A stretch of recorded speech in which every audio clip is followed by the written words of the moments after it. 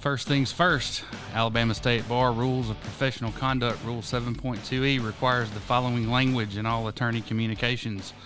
No representation is made that the quality of legal services to be performed is greater than the quality of legal services provided by other lawyers. My name's Harry Steele, backwoods Southern lawyer. My friend Paul Ripp is here with us today. My Podna Rains Russian is on the phone with us from the great state of Houston, the great state of Texas. More specifically, Houston. So, Paul, you're up, man. All right. Well, the first thing I want to say is that the RIP Report, of course, is a consumer organization.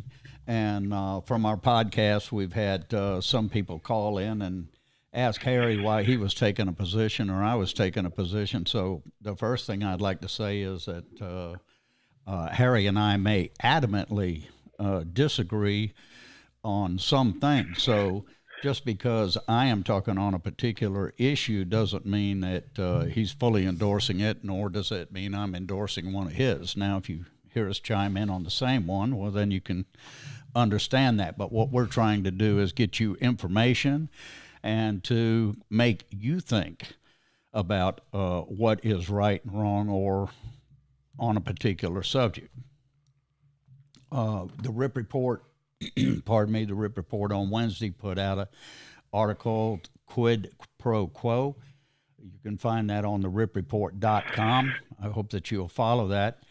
And the next thing I'd lead in to say, and I'm sure people must be thinking, what is going on in Baldwin County? Well, the one thing that is going on is Lagniappe. And Lagniappe has now come out of the box as far as really doing some very, very good investigative reporting. Again, I'll tell you, no one's paying us to say this. We don't have ads in Lagniappe, but Lagniappe is the only information that you are getting in Baldwin County that has any investigative reporting. So I hope you'll pick up one, follow some of these articles that we're talking about, and inform yourself about what's going on in your county. So first off, you want to talk about want me to lead off with that, or you want to lead off with that one? Well, I can talk about the Texas House. Right. So I do want to just quickly read a little email that I sent over to the planning director for the city of Daphne. Now, this is the house that we talked about last time. It's going to be demoed for a parking lot. Correct. All right.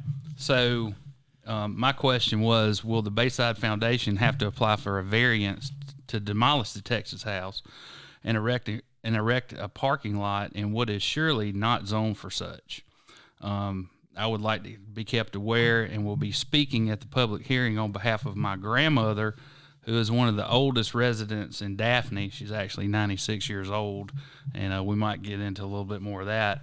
But anyway, that's who I was planning to represent. And this email was sent October 2nd. So October 3rd, there was a press release issued, I guess, by the city of Daphne, in which they explained that the Board of Zoning Adjustments meeting to be scheduled on October 3rd had been canceled, and that the city attorney had determined that an accessory use could not be permitted on a property where no dwelling was, or where no structure was going, where no structure was associated with the property. So anyway, small victories, if that's what you want to call it. I guess we got them to looking at exactly how they were going to skin that cat, and there was no way to do it, according to the city attorney. And let's hope ultimately somebody will step up and want to renovate it. I mean, this is one of the oldest structures in Daphne, and I can't believe that there's no one there that is willing to try to, completely renovate the property for historical sakes.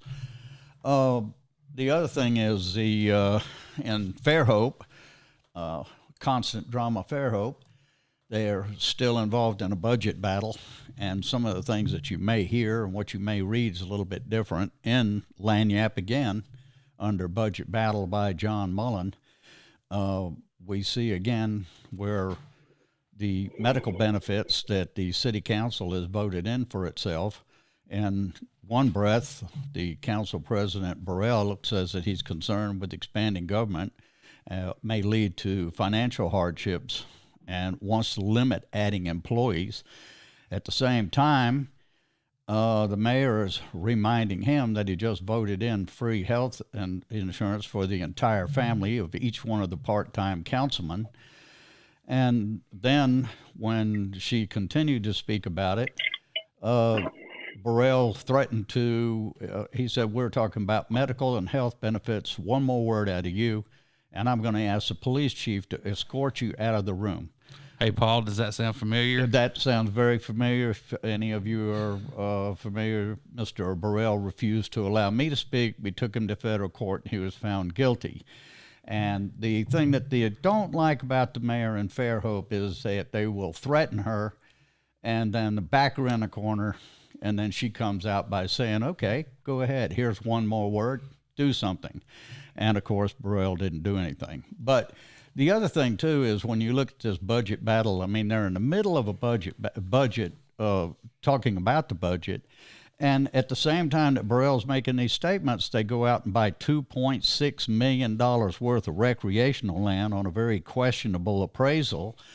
And at the same time, try to spin it that they can't hire a city administrator because they don't have any money. So it's all political. Hopefully 2020, the council be ironed out. The other article is Damn the Torpedoes by Rob Holbert. It's a commentary. It's called Baldwin Would Give Dallas a Run for Its Money. I'm telling you, people, if you want to really know what's going on and you want to see things in print that have not been printed before, I suggest that you read this article. Now, the first thing I'm not going to read the entire article, but I will tell you that it goes into it refers to Dallas was famous for launching the Who Shot JR. Well, the T-shirts in Baldwin could be Baldwin might popularize the phrase, why'd they shoot Jonathan Victor? Lagniappe's currently in court with the Baldwin County Sheriff's Office trying to determine just that by getting them to release body cam footage from 2017 when Victor of Louisiana wrecked on I-10, and that accumulated into the victim being shot by a deputy with a high-powered rifle. Once Victor had been shot several times and was killed, then they found out that he only had a fanny pack. Now, Sheriff Mack is also dealing with an investigation surrounding the high-speed chase in April of one of the deputies going down the wrong way, which was totally against protocol, and killed a father and son while three suspects that they were chasing burned to death. Now, you know, we already spoke about the kid that was involved in the suicide, and that also was a sheriff-related thing, too.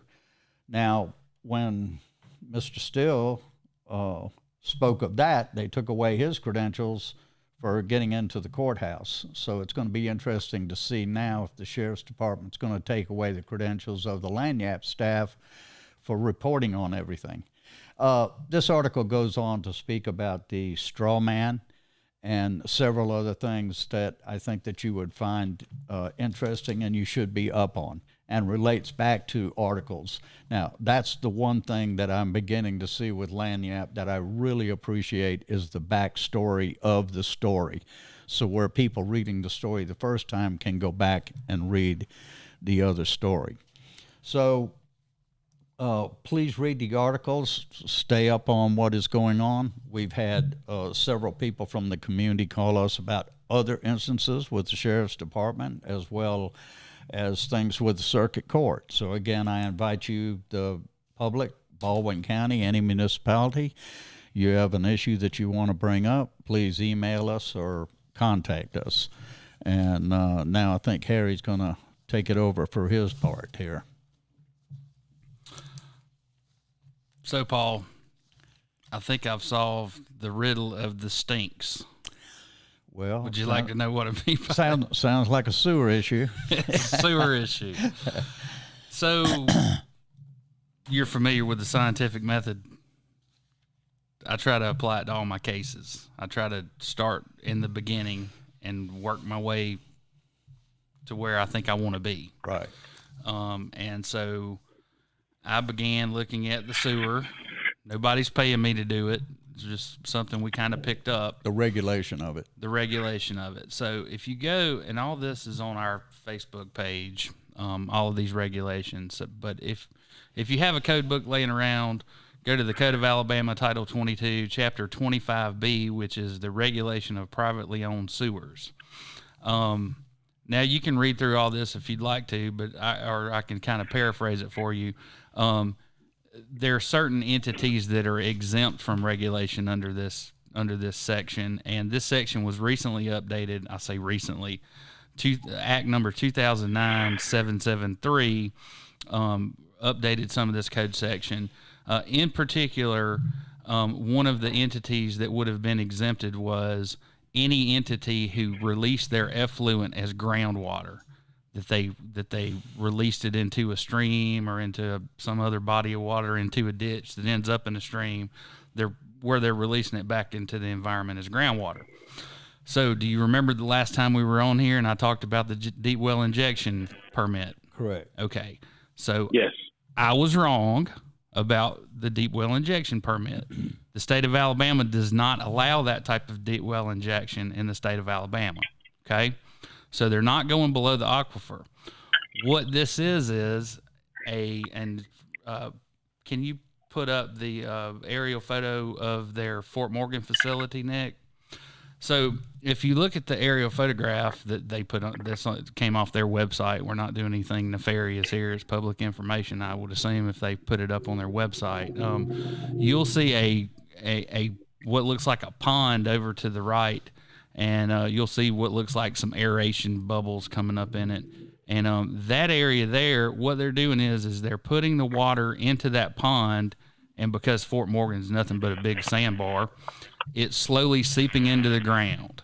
So the day that they stopped releasing their effluent as groundwater, I believe that this act kicked in, and the Public Service Commission is mandated to regulate them in many different ways.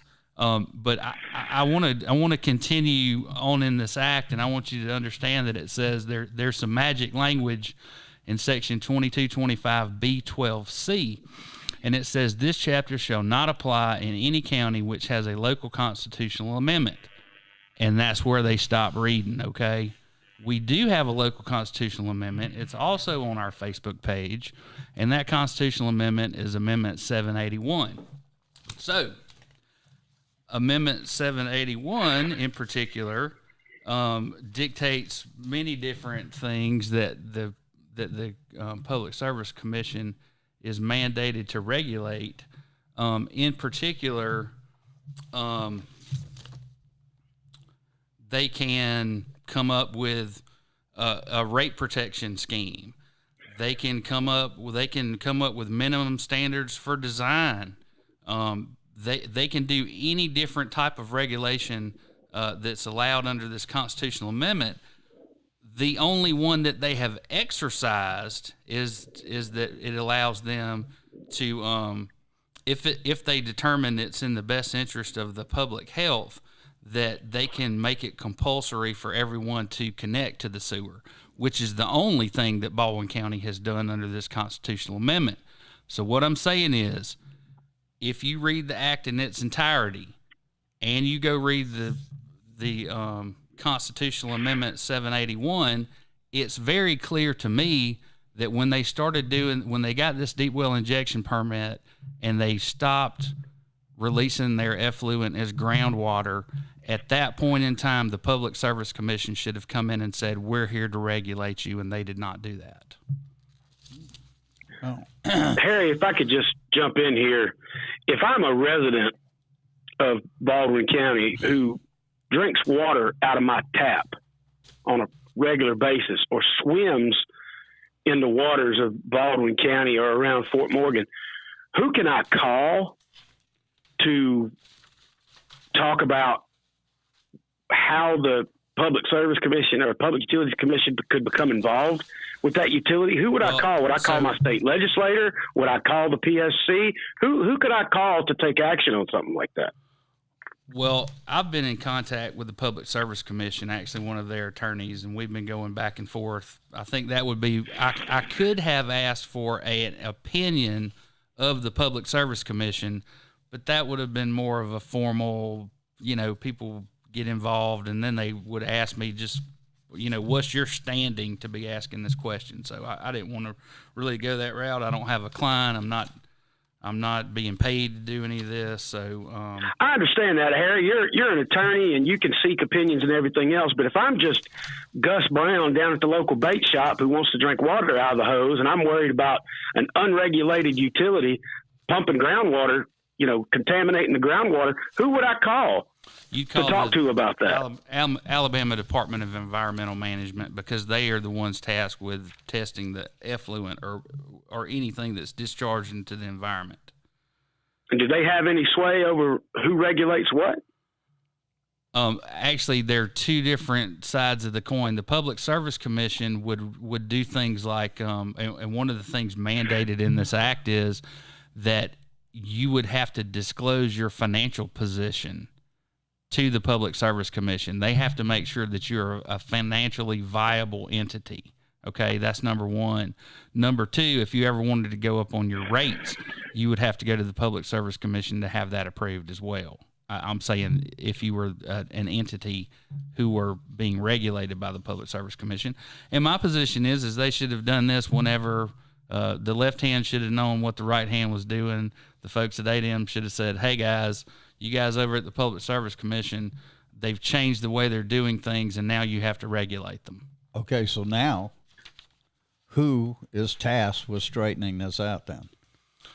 Well, I'm hoping that the attorneys at the Public Service Commission will agree with me, and then they'll bring it to the attention of the entire commission that, hey, this dip crap attorney down in Baldwin County says that we're supposed to be doing something that we're not, and maybe we need to pay some attention to it. Good. I do know so that.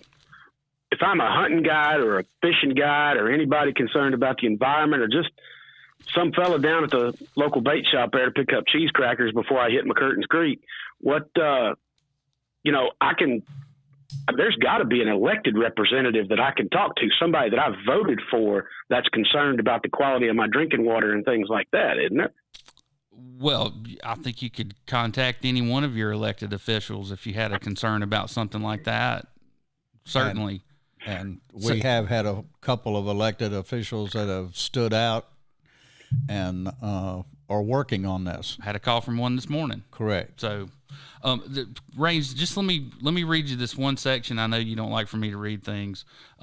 This chapter shall not apply in any county which has a local constitutional amendment authorizing the regulation of wastewater utilities, unless provided by local act or the legislature by local law applicable to the county that provides for alternative regulation and rate control to apply in the county. So what I'm saying, that language right there says, unless there's an alternative organization who's controlling rates and all these other things, which Baldwin County has elected not to do under the constitutional amendment, then those duties fall to the Public Service Commission.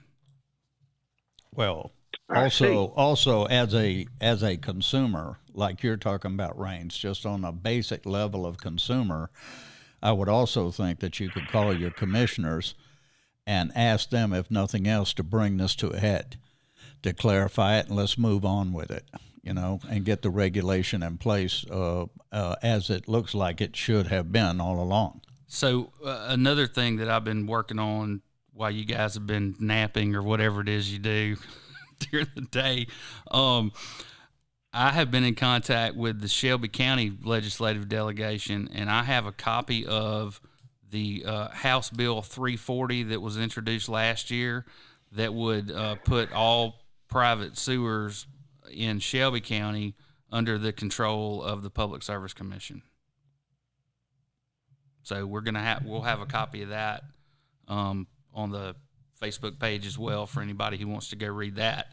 I mean, all we got to do is change the names in this thing and find somebody to file it. But, you know, depending on the determination of the attorneys by the Public Service Commission, it may be unnecessary to pass yet another local law that would be applicable to sewer when it seems like the county commission has had the authority to regulate it for many years. And didn't realize it. Well, or didn't care to act on it. Maybe they did. Maybe that was some of the things that were discussed in the 2010 the meetings they had prior to be sworn in 2010, the Baldwin County Commission.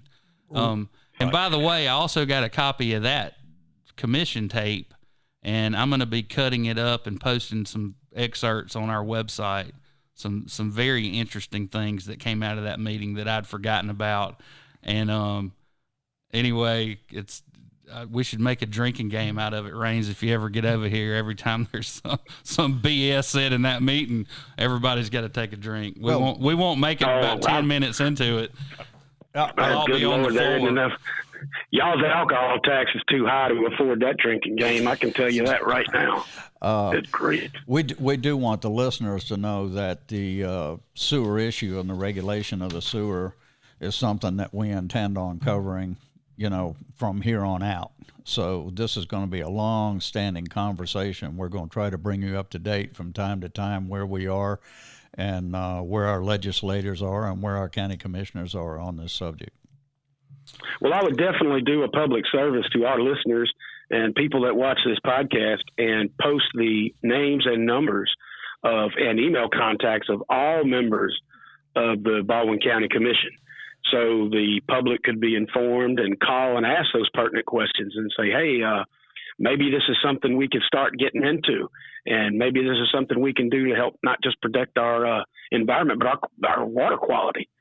I think it'd be great if Backstory would put that information up on the Facebook page and maybe Rip Report too. Here's the numbers of the people to call. Here's the numbers for your state representatives. Let's get a ball rolling on that. Because we can't do it by ourselves. Numbers too. We'll put their cell numbers up. I'm kidding. We're not going to put your cell numbers. So it does make a difference. So when citizens call, you may think your call is coming in on deaf ears, but I can assure you, if you're a county commissioner or you're an elected office holder and you get 15, 20 calls all about one subject, that registers. So absolutely, don't be shy about picking up the phone, writing an email, or making a comment on a blog site or whatever to bring it to their attention. So Raines, the new Lagniappe that came out October 8th, it has several of the articles that Paul's chronicled, but the cover story is about Removal Day, scheduled for October 10th. It celebrates the 1901 relocation of the county seat from Daphne to Bay Minette. Are you familiar with that story, Raines? I wish you could see me putting my hands to my face and shaking my head right now. Well, gee, Harry, I'm not. Could you tell us a story about how your granddaddy stole the courthouse? No, it wasn't. It was my great granddaddy. But anyway, we have a video queued up that we think is going to explain it, and this is from John Archibald's little page, Reckon. And someone posed this question to him recently, and he did a little video, and we're going to take a look at it. It's pretty informative. Despite what you may have seen on TV, lawsuits are never fun. They take a lot of time and money, but there are ways you can speed things up, like settling out of court. Or if you want to follow the example of one small Alabama town, you can speed up the legal proceedings by staging an elaborate heist. Idea for a fun history story. The night that Bay Minette stole the county seat from Daphne, literally. That question, well, that's not really a question, but that idea was submitted to Ask Alabama by Timothy Williamson. A brief disclaimer, this story's been told by many different people on different sides of the issue, which means there are different versions of what exactly happened, but this, as far as I can tell, is what went down. Back in the 1890s, a man named J.D. Hand started up a timber yard in the middle of Baldwin County, and over the years acquired a few thousand acres of land he planned to develop into a town. That town would be Bay Minette, Alabama. But key to J.D. Hand's plan working was making Bay Minette the county seat of Baldwin. Now, if you don't know what a county seat is, it's basically the capital of the county. It's where the county commissioners meet and where the sheriff's office is and where the county jail and courthouse are. And in those days, when travel could take a while, being the county seat meant a lot of lawyers and politicians and upper crusty folks would be visiting your town frequently, if not just outright moving there. Now, in the 1890s, while J.D. Hand was setting up Bay Minette, the seat of Baldwin County was Daphne, Alabama. It was chosen after the Civil War because it was along the waterway, which made travel a little easier from some places in the county, and because the old county seat, Blakely, had basically been Civil Warred out of existence. However, with the rise of train travel across the state, getting to more landlocked portions of the county became easier, and J.D. Hand used this to convince state lawmakers and citizens of the county to move the county seat to Bay Minette, which was more centrally located. In the year 1900, the state legislature approved this move, and the folks of Bay Minette got to work building a courthouse. In 1901, when the county courthouse was finished, the people of Bay Minette reached out to Daphne to have the county court records shifted over to the new courthouse. And the people of Daphne said no. Daphne didn't want to lose its position as the county seat and filed for a permanent injunction to block the move. Now, J.D. Hand could have just been patient and waited for the matter to be resolved in the courts, but the wheels of justice turned slow, and he wanted the county seat now. So he came up with another plan. If Daphne wasn't willing to give us the court records, let's just go steal them. I like where that dude's head was at. In October of 1901, J.D. Hand got a couple dozen guys together from Bay Minette with guns and tools for breaking into the records room and made an overnight ride to Daphne. They arrived at night, camped outside of the city, and in the early morning hours made their move. The Bay Minette group went to the sheriff's office / courthouse / jail, it was all one building, with a teenager they had apprehended. This kid was wanted for breaking into houses. They knocked on the sheriff's door, and when he answered, they brought the teenager in, along with all the guys that had come from Bay Minette. The sheriff was like, "Thanks for the arrest, but you guys gotta get out of here." And the men of Bay Minette said something to the effect of, "Afraid not, dude, we're not leaving without the records." Now, the sheriff, being one guy facing down a small army, was understandably flummoxed. He threatened them with arrest, but they still wouldn't leave. So he managed to just lock them up in jail. What the sheriff didn't do was take away their tools. So after the men were put behind bars, they just got to work deconstructing the jail. Once they were out, they spent the next few hours packing up the courthouse onto wagons and eventually headed home. This heist really happened. They even painted a mural about it inside the Bay Minette post office. Now, with all the records gone and no real other options, the county judge just moved to Bay Minette and set up shop there. But the people of Daphne weren't going to just take this lying down, and they continued to try to get the courthouse returned. But after a year and a half in courts, judges eventually ruled that the theft of the courthouse documents was legal, because when it happened, a judge had yet to rule on the permanent injunction. So the men of Bay Minette were legally in the right when they stole the court, and the legal fight over the location of the county seat was officially settled. Now, as I've said, there are competing versions of this story. Some folks in Daphne will claim that the Bay Minette crew arrived loaded for war because they were so scared of the people of Daphne, and that they tricked the sheriff out of the courthouse with a fake murder. Some folks in Bay Minette say it really wasn't that dramatic. They claim the judge and the sheriff were in on it from the start, and they just waltzed in and grabbed the records. Heck, if you ask different people what J.D. Hand's real name is, some will tell you James D. Hand, and other people will tell you John D. Hand. But the version I told you came from a historian who based his account on court records, which is why I'm inclined to believe it. Anyway, with the matter settled and the city established, J.D. Hand sold off his interest in his new town, making a tidy profit, and headed off for the next stage of his life, which I presume involved stealing the Declaration of Independence because there was a secret treasure map on the back. I'm Jonathan Soboleski for Reckon. Hey everybody, if you liked this video, you can help us out by leaving a like and subscribe to the channel so you never miss a video. And if you've got questions about Alabama you want answered, you can leave your questions at al.com/ask. Thanks for watching.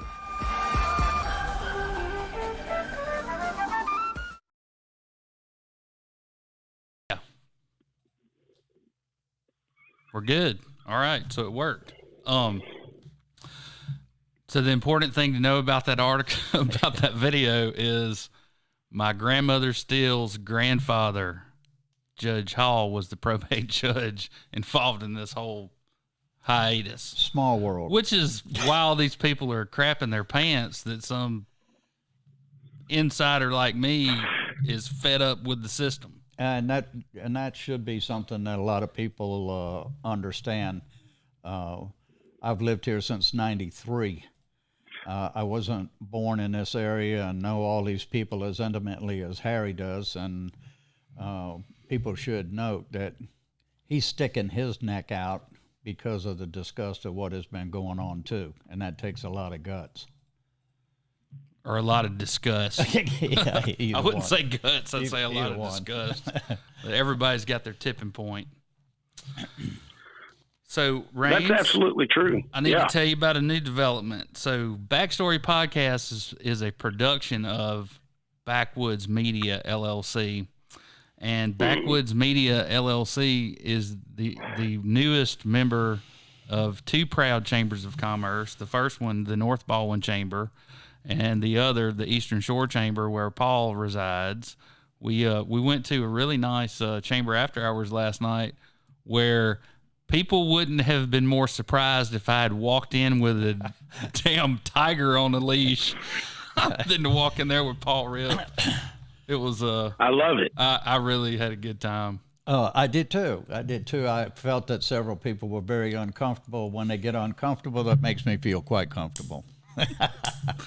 That's the way we've got to be. We've got to be the people that are out there raising the cane and that are saying, all right, this is how we're going to, we're not going to idly sit by and allow these things to happen. We're going to at least say something about it. Well, and we're not going to work stupid either. We can spend a couple $100 and join the chamber and let them do marketing for us.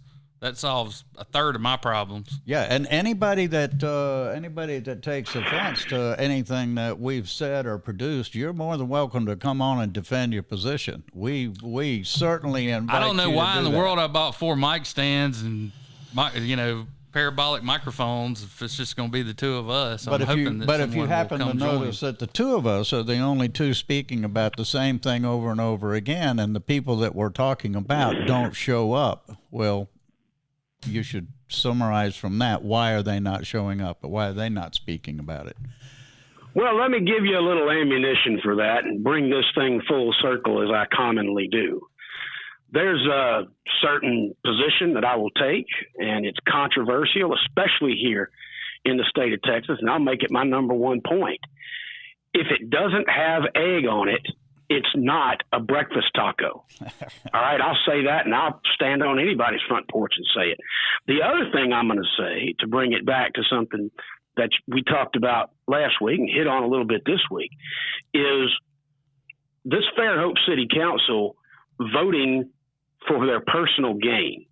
And I'm going to say this, the city of Houston is the 5th largest city in the country. Our city council members make $62,983 a year.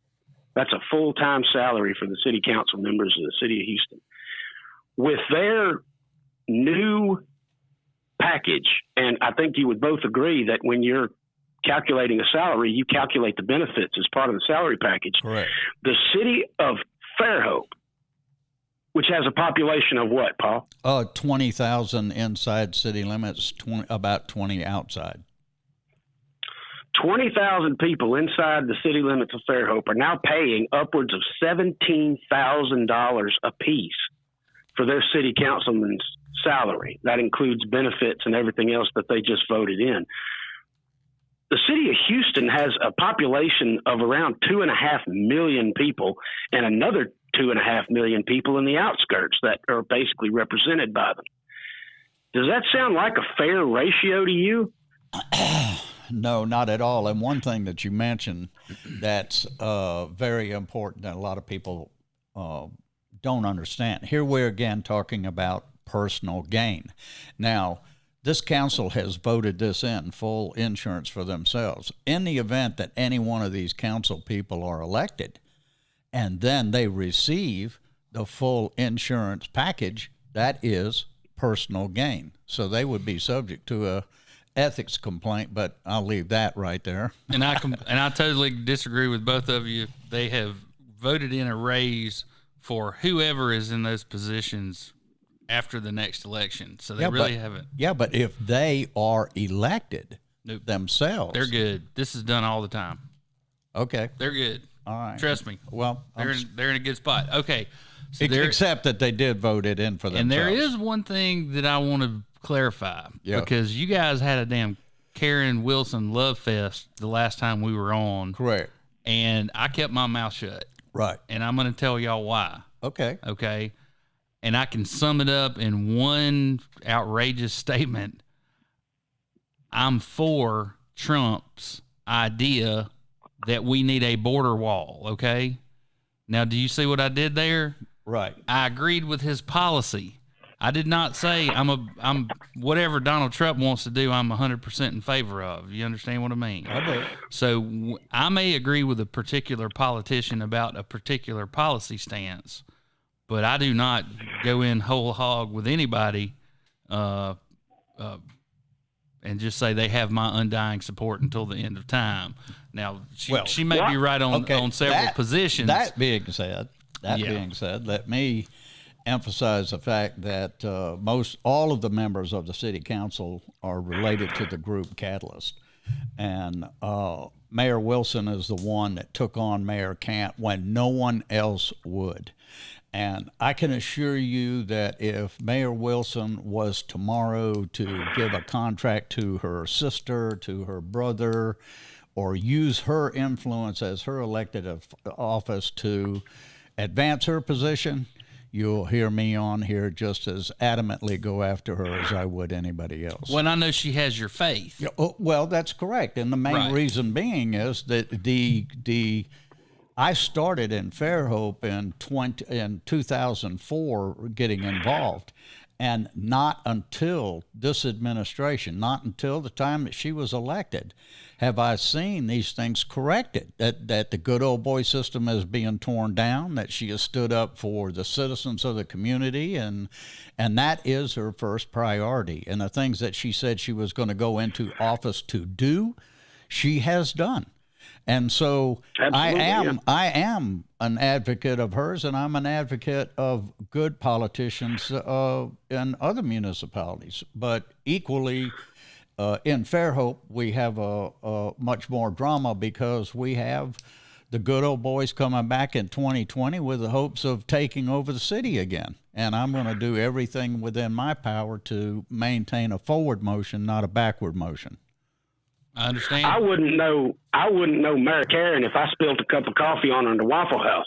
But I got to say that she was the first one that said, hey, before we vote in this pay raise for anybody coming in, didn't they commission some kind of pay study from a barber college up in Opelika said something about, they said, let's get this pay study out here before we vote on it. And her council said, no, we don't go by studies. We're just going to vote this in because it's something we want. And this is a study that the council voted in on. They were convinced to vote for this to show a nonpartisan thing, to allow the Auburn University to come in with a study, tell them how much the mayor should be, how the council how it should be done. And so they went against their own voting in the beginning. It's very recently with the recreation land. When the recreation land came up in Fairhope, the city council said, okay, look, we're going to get an appraisal on this property. Now, this is a matter of record. Mr. Burrell says, we're only going to get an appraisal. That's all we're going to get. We're not going to do anything else. It doesn't mean we're going to buy it. Fast forward a couple of months, they come to the council meeting with the appraisal and vote to purchase the property without any public comment, without anything informing the general public, and going totally against the established budget that they're working on. So, it is kind of mind-boggling to look at it from outside, but people in Fairhope need to really be paying attention with what's going on there. Absolutely, as well they should. Yeah. I would be interested to hear any response from the city council of the city of Fairhope that refuted my opinion that the purchase of that recreation land was for someone's personal gain. And I'll stand out here on a pedestal and say, that's my personal opinion. If you want to convince me otherwise, come on Backstory Podcast. Let's talk about it. Well, they certainly used some comps that I don't think were legitimate to make the determination as to exactly how much they were going to pay for this land. And just so you know, Rain, since they don't have a city administrator, I stopped by the Fairhope city clerk's office yesterday and asked her to look into it and to get back with me because I'm not certain if there's a certain code requirement. I'm fairly sure that you have to have an appraisal when you buy a piece of property if you're a governmental entity. Well, like I said, be sure you read the RIP report, the quid pro quo. That information's out there, and that information's good. And I would encourage everybody to check out ripreport.com. I would encourage everybody to look at the stuff that we've posted on the Backstory Podcast Facebook page. Stay involved. Pay the $6.50 a month to get that lanyard, get that electronic subscription, so they don't have to throw a paper up on your doorstep. Read it online. Read the stuff that comes out early. Pay attention. You've got major players that are fighting for you right now, and the only way we know that we're doing any good is when you tell us, hey, I talked to so-and-so and they said this. Hey, I went to a city council meeting and here's what they said. Let us know. We need to know. Backstory Podcast and the Rip Report and the Mobile Lagniappe are doing this fight for you, and we want to hear from you about it. Let us know how we're doing. Leave a comment. Subscribe.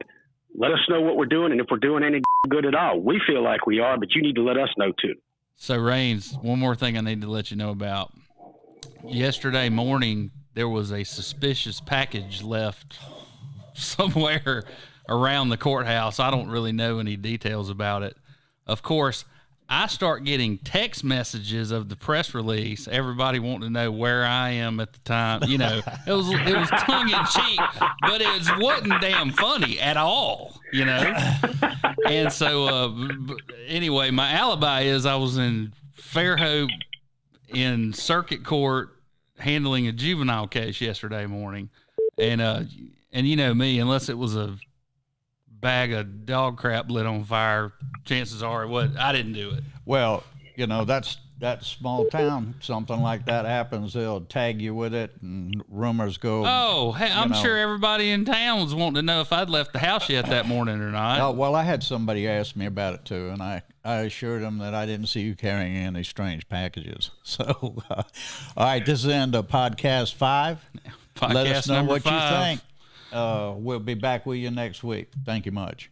Go Astros.